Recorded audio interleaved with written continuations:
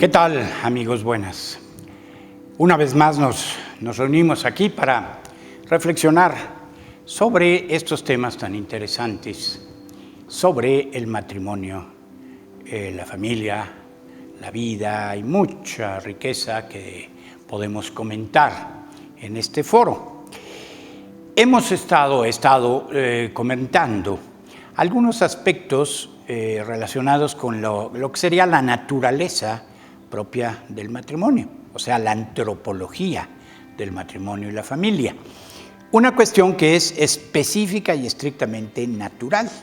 Nosotros, obviamente, desde el punto de vista de la fe, estamos hablando del matrimonio como un sacramento, y eso no lo perdemos de vista.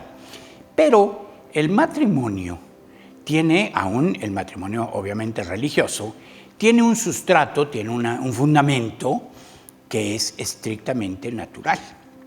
No lo podemos cambiar, no lo podemos ignorar de ninguna manera. Por eso es importante entender cuáles son los procesos, cuáles son los mecanismos, por decirlo de esta manera, humanos, del matrimonio, del amor humano, del amor conyugal, ¿sí? Y que empieza evidentemente con una inclinación o atracción natural. Una atracción natural entre el hombre y la mujer, ¿verdad? Entonces, es lo que podemos llamar o que llamamos la experiencia amorosa real, ¿sí? Y es un misterio que es muy interesante, un misterio humano, muy bello, ¿sí? ¿Qué es lo que hace que una persona tenga esa atracción específica, especial además?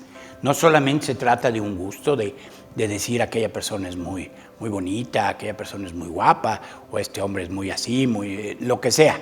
No solamente es eso, sino que hace que haya una atracción, una inclinación natural, una afinidad, se puede hablar con muchos términos, que después llegue a un compromiso. El compromiso es ahí el matrimonio, evidentemente.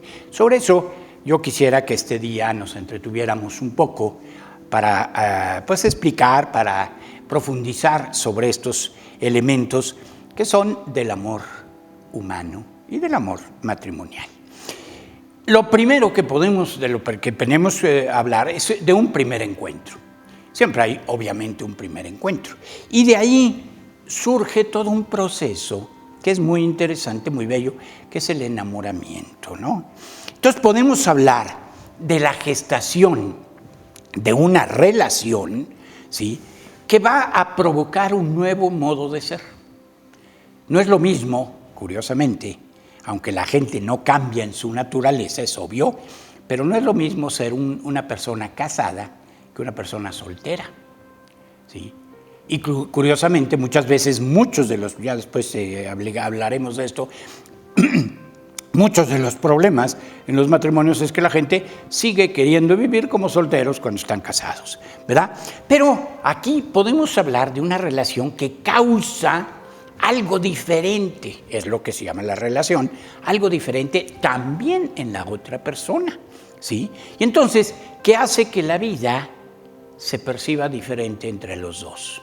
Y que la vida se perciba diferente si no están los dos, ¿sí? Sin ti no entiendo mi vida, ¿sí? Entonces, se trata de un nuevo ser, fíjense que es muy interesante, el nuevo ser que tú me haces ser a partir del enamoramiento. ¿Cuáles son los componentes de este enamoramiento? En primer lugar, podemos hablar de un deseo de estar juntos, gozando de una presencia recíproca, ¿sí? Entonces aquí podemos hablar una inclinación a estar juntos, a ser juntos, ser en el sentido de existir, ¿verdad? Y formar una unión, ir generando una unión. Esto que estoy diciendo a propósito del enamoramiento, pues es lo que en principio se tendría que dar o se tiene que dar en el tiempo del noviazgo. Por eso es tan importante hoy, como que no se le da importancia absolutamente o casi nada al periodo de noviazgo. El periodo de noviazgo es muy importante en este sentido. ¿Por qué? Porque se va gestando exactamente eso que digo, la decisión de ser, de existir juntos. Entonces, ese deseo, de ahí se pasa a la percepción del encuentro como algo que se eterniza, ¿sí? Un encuentro de amor, un encuentro de los dos enamorados, como que es una situación de paraíso, como una situación de eternidad. Los enamorados desean que nunca pase lo que están viviendo en ese momento. No quieren irse. Es muy típico, es muy clásico, ¿verdad? Que cuando se despiden dice, bueno, adiós, adiós. Bueno, sí, adiós. Y nunca terminan de decirse adiós, ¿verdad? ¿Por qué? Porque quieren continuar esa manera de eternidad que descubren en su propia relación, ¿verdad? Entonces, podríamos hablar de una incitación, si vale decir, a la perpetuidad de la relación de amor. Luego viene el gozo del mundo que ellos componen, sufriendo intromisiones ajenas. Es decir, el mundo privado de los enamorados es privado, es de ellos, y lo disfrutan, lo gozan, pero no les gustan las intromisiones. Por eso vemos a las parejitas muchas veces alejadas. Está en una fiesta, pero cada quien está en su rinconcito, ¿verdad? Quieren una exclusividad. Nadie tiene que meterse en mi mundo que estoy construyendo, o en nuestro mundo, dirían ellos dos, ¿verdad? De esto sigue un deseo recíproco de ser encantadores. Todo lo valioso es poco para el amado, ¿sí? Te bajo el sol, la luna y las estrellas, dice la canción, ¿verdad? Y todo es poco, es poquísimo, ¿verdad? Entonces, aquí es donde se va gestando. Todo esto es muy bello y muy interesante. ¿Por qué? Porque es como se va construyendo realmente, antropológicamente, es decir, desde el punto de vista de la naturaleza, el verdadero amor conyugal, el amor de los esposos. Con este deseo de ser encantadores y de todo lo mejor para ti, etcétera, etcétera, es el deseo del mejor don de sí mismo para la otra persona. Es un dato que hay que tener muy en cuenta, que luego se olvida, que en el matrimonio el don de sí mismo es lo más importante, ¿sí? Por eso buscan ser encantadores, pero luego se los olvida todo ese encanto, ¿verdad? Y luego ya no salen a relucir más bien los defectos, no porque no los tengan, pero la cuestión sería que hay que hacer una decisión de, aún estando casados, seguir siendo novios. Es algo que querrían todas las parejas. Después viene un sentimiento de irradiación, de renovación y de luz. ¿Qué quiere decir esto? Es la incitación, el deseo, la búsqueda de la vida y consiguientemente la fecundidad. Quiero proyectarme a través de ti en la vida. Y esto es la fecundidad. Entonces, son 5 dinámicas que se dan en el proceso de enamoramiento como movimiento propio del amor, ¿verdad? Y claro, se ven en el momento del noviazgo como impulso, como posibilidad, como regla existente de conducta, ¿verdad? Que empieza a identificarse, lo empiezan a identificar los que se aman como lo nuestro. Van configurando, por eso vuelvo a insistir, es tan importante el periodo de noviazgo, ¿sí? El periodo de noviazgo que van a construir, van a empezar a construir lo nuestro. Y lo nuestro es lo de ellos, que perdurará, deberá perdurar toda la vida.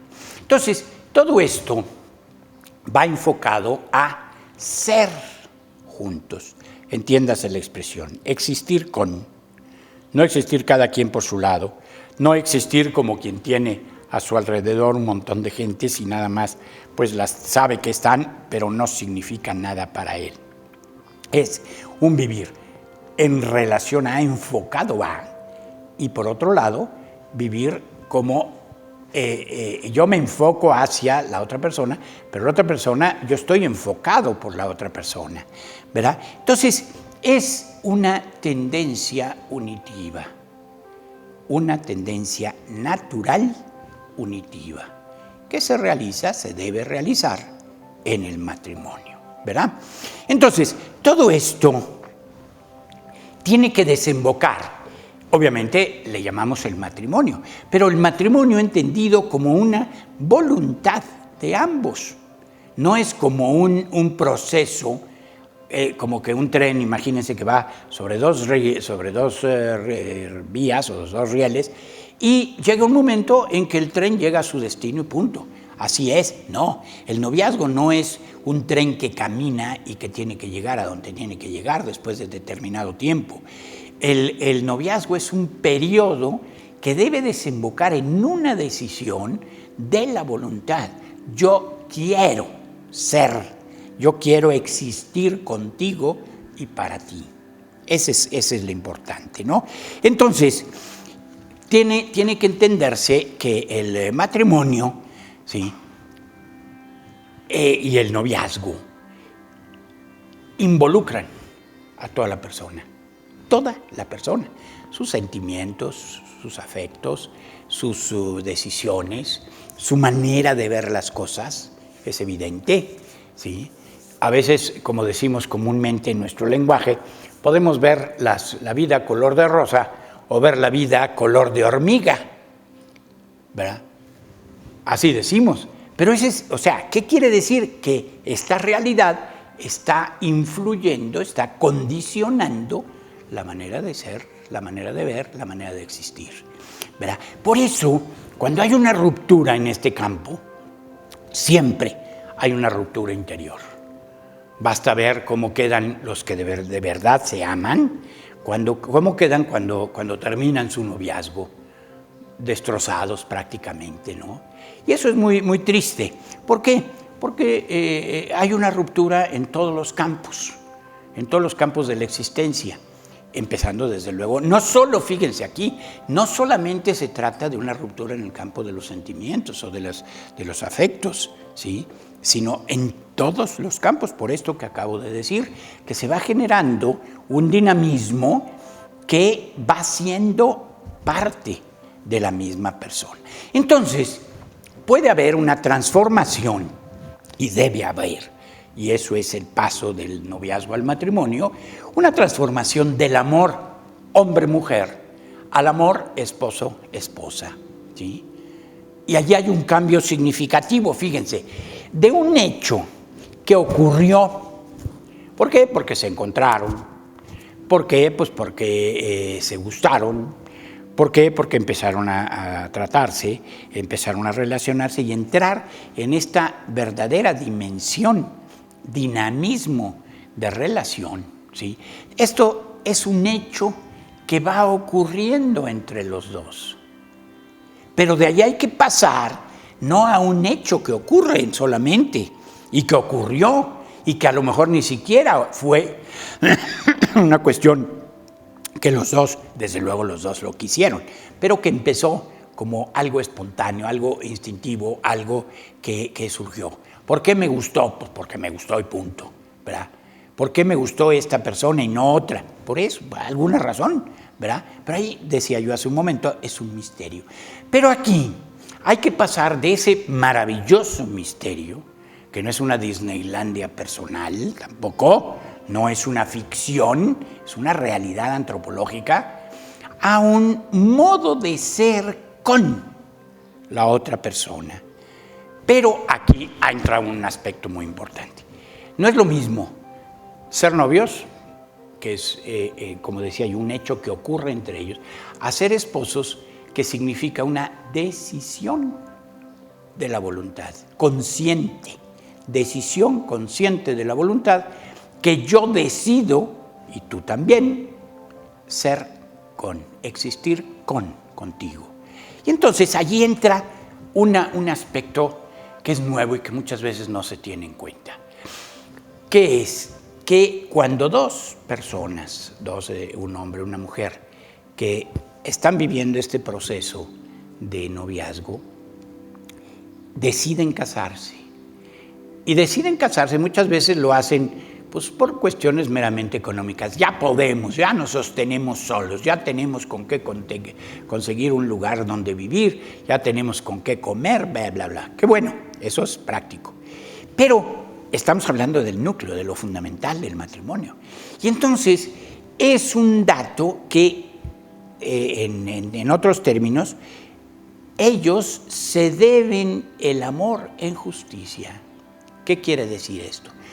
Uno se compromete con el otro y el otro tiene derecho a que el otro le cumpla. Eso es la justicia. Pero esto es recíproco, no es nada más de una persona hacia la otra y la otra no, sino en justicia yo me comprometo a existir contigo en todo lo que incluye en justicia. ¿Qué quiere decir? Te lo debo.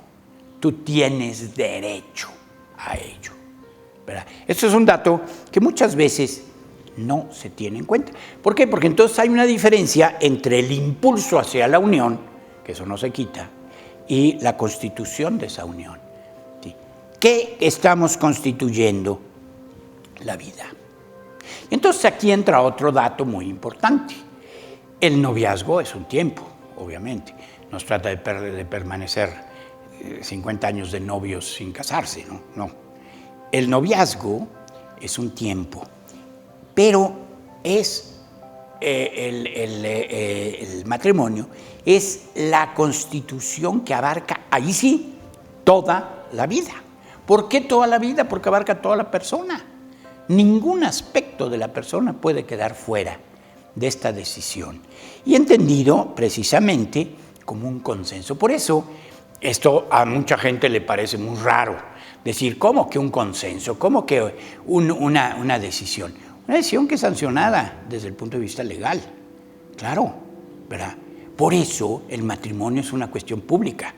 El matrimonio no es dos que se quieren y bueno, si lo sabe Dios, que lo sepa el mundo, si lo sabe el mundo, qué bueno. Pero el matrimonio no es una cuestión privada, es una cuestión pública.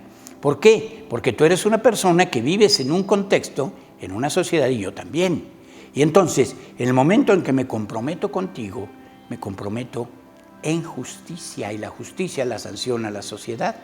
Por eso, yo me comprometo haciendo un compromiso. Por eso se llama comprometerse, ¿sí? Haciendo un compromiso, un consenso o un consentimiento, como se llame, ¿no? Van a decir, bueno, esto, y son miles de objeciones que muchas veces se ponen a propósito de esto, ¿en dónde quedan todas las patologías que mucha gente tenemos?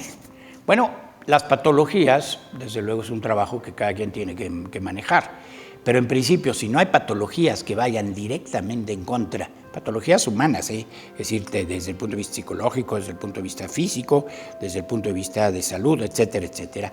Si no hay patologías, no me voy a meter ahorita en este tema, pero si no hay patologías que vayan directo contra la posibilidad real de una coexistencia recíproca, las patologías hay que trabajarlas y hay que seguirlas trabajando toda la vida, ¿sí? No se vale que digan, oye, hace 25 años que nos casamos y tú sigues siendo igual. No te engañé, ya sabías cómo era. Pues sí, ya sabías cómo era, pero mejórate, ¿no? Hay que superarse. Bueno, entonces, hay un dato donde se habla de que los que se aman tienen que comprometerse. Es lo que llamamos, ya lo dije, el amor debido en justicia, ¿sí? Entonces, el amor no es puro sentimiento, es voluntad. El amor es una decisión, ¿sí? Lo que hace al matrimonio es esa decisión, y esa decisión manifestada en público. Por eso, no es lo mismo lo que llamamos una unión libre, que no es decisión, que no es consentimiento, más que un continuar en una forma, un noviazgo, una unión que se da de hecho, pero no de derecho, exacto, ¿verdad? Entonces, es el consentimiento lo que hace al matrimonio ante una sociedad, y esta sociedad puede ser la sociedad civil o la iglesia, por supuesto, ¿no? Entonces muchos dicen, una cosa es amarse y otra es casarse. Sí y no, ¿verdad? En este sentido. Para amarse no es necesario casarse, sí y no, bueno, claro. Y para casarse no es necesario amarse, peor todavía. Entonces, ¿a qué le tiramos, verdad? Entonces, el amor es una componente absolutamente indispensable, pero para que haya matrimonio se requiere el consentimiento legal, el consentimiento de derecho, en justicia, en relación a la otra persona. Y entonces, así es como la persona va dando los pasos necesarios para que su amor de hecho se convierta en un amor de derecho. ¿Sí? No basta el enamoramiento, es necesario. No basta la pasión, es necesaria, no la vamos a descartar. No bastan los sentimientos, son necesarios. Pero es muy importante que exista también este consentimiento recíproco. De tal manera que se haga que la vida se vuelva matrimonio, es decir, un nuevo estilo de vida, de vida compartido, donde cada quien debe asumir su propia responsabilidad respecto al otro, ¿sí? Entonces, es algo que no es ya algo que se da, sino algo que yo decidí, ¿sí? Entonces, es algo que, como decía, es en justicia. Es una cuestión recíproca de derecho. Entonces, en este sentido, podemos preguntarnos qué es lo que constituye o el componente fundamental del matrimonio. Pues la decisión de ambos, ¿sí? La decisión de vivir, de ser con la otra persona en una forma recíproca y consensuada, ¿sí? En una forma donde haya, desde luego, un estilo de vida, donde haya una transparencia, donde haya una forma de ser diferente, ¿verdad? Se pasa, o hay que pasar, en este sentido de un proceso de madurez, de maduración, de un amor de hecho a un amor de derecho, donde existe un vínculo.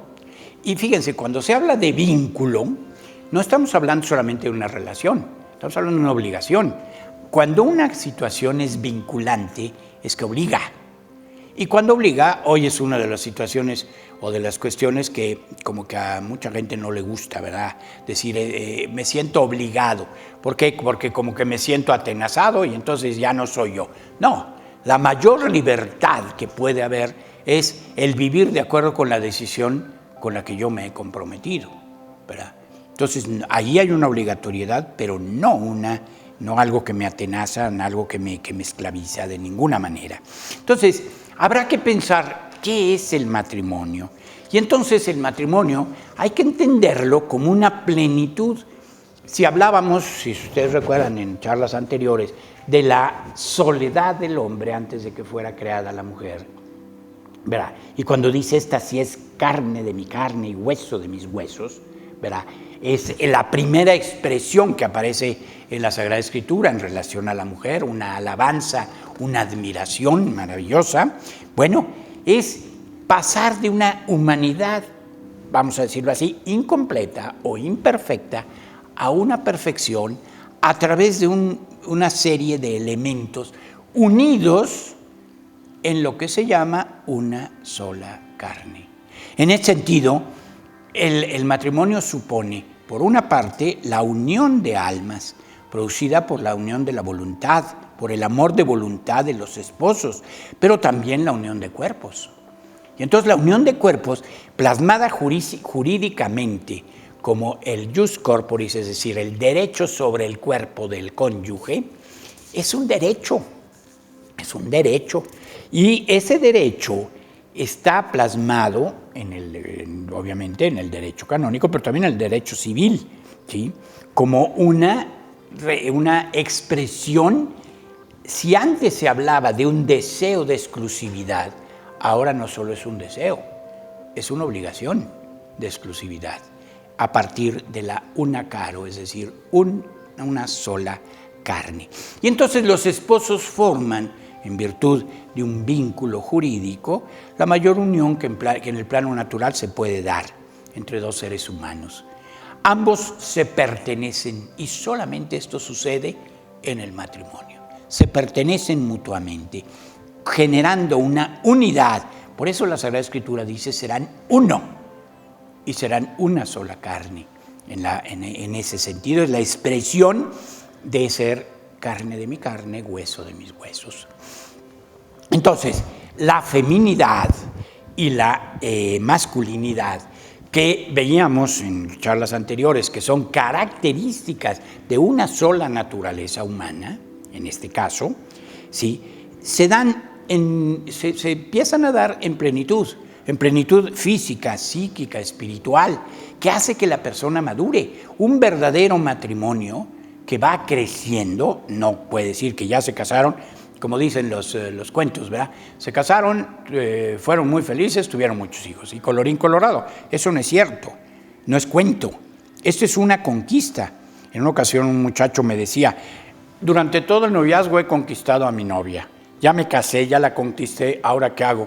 Pues síguele, pues ¿verdad? Síguele conquistando cada día, cada momento. Es una oportunidad para vivir esa realidad, para hacer vida esa realidad que tú definiste, por eso que definiste en el matrimonio, en la boda.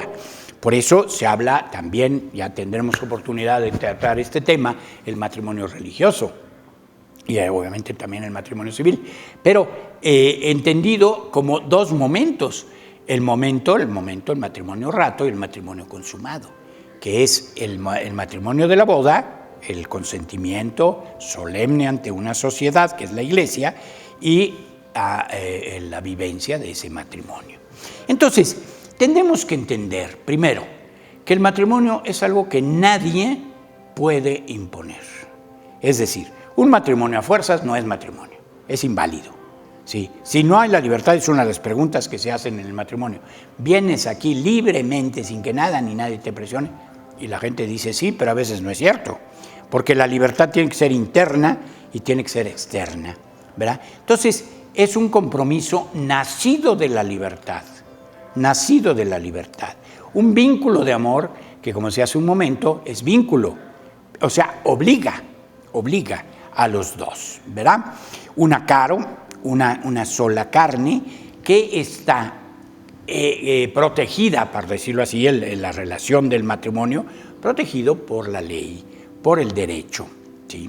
Entonces, tenemos que hablar de una realidad absolutamente diferente, más grande, más importante, más bella que cualquier otro tipo de relación humana. Por eso, el verdadero amor es algo que dura para siempre. No es algo que se tenga que imponer para siempre, sino es algo que por su naturaleza es para siempre. ¿Por qué? Porque se genera ese vínculo de eternidad. Por eso la Sagrada Escritura dice: el amor es más grande, es más fuerte que la muerte. Y no se refiere a que después de la muerte, desde luego, el amor permanece, el amor continúa, el amor, no el vínculo, que es bien diferente, ¿sí? El vínculo matrimonial se rompe, se deshace por la muerte. ¿Por qué? Porque la muerte es, en principio, la destrucción del cuerpo, no del alma, ¿sí? Y entonces hay un vínculo de cuerpo, una condición humana, física, pero el amor va más allá, el amor es más grande que la muerte. Y entonces se habla de que el amor de suyo es eterno, y es eterno.